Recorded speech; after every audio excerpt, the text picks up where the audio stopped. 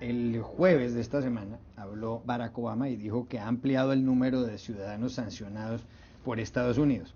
La primera pregunta que uno se hace es si estas medidas que cada vez suben y son más graves pueden evitar que el presidente Vladimir Putin tenga mayores afanes expansionistas.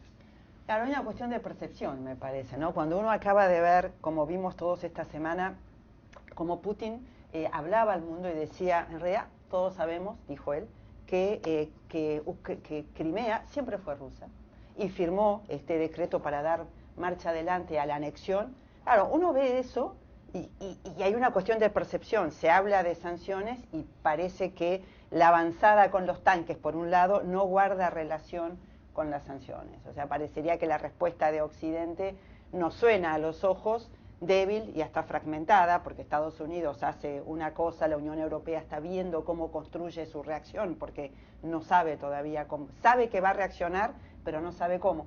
Entonces hay una cuestión de percepción ahí, que aparece como más débil la respuesta. Obviamente no lo frena Juan Carlos, porque el hecho ya está hecho, ya está consumado.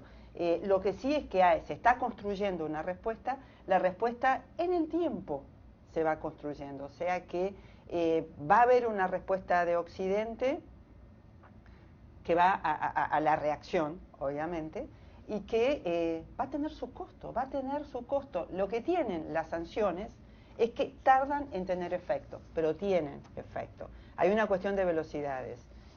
Avanzó primero Rusia, responde Occidente, pero hay una cuestión de percepción y de velocidades que hace aparecer esa respuesta como débil, ¿no?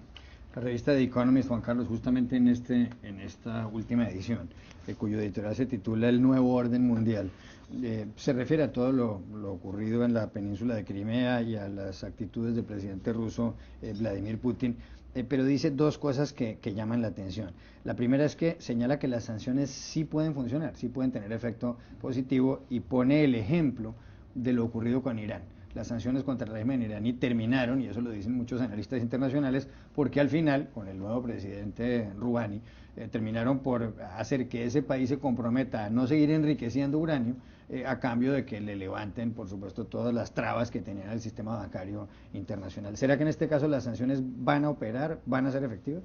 Para tener efectividad necesita de un alto nivel de consenso por parte de los países involucrados, y como hemos visto, la Unión Europea está muy dividida dentro de los países miembros sobre el alcance de estas sanciones. Básicamente existe un consenso, parece, en el sentido de que Crimea ya es una causa perdida, ya se anexó, ya Rusia la anexó, y la discusión más bien gira en torno a qué pasa si Rusia más bien amplía sus ambiciones al este, a otras provincias del este ucraniano. En ese caso sí, parece que la Unión Europea estaría dispuesta a ir más allá.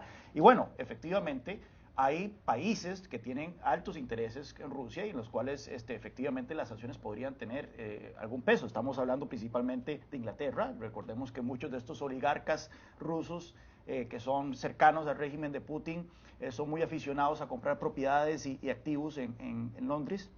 Y bueno, sanciones financieras por parte de la Unión Europea podrían tener un gran peso.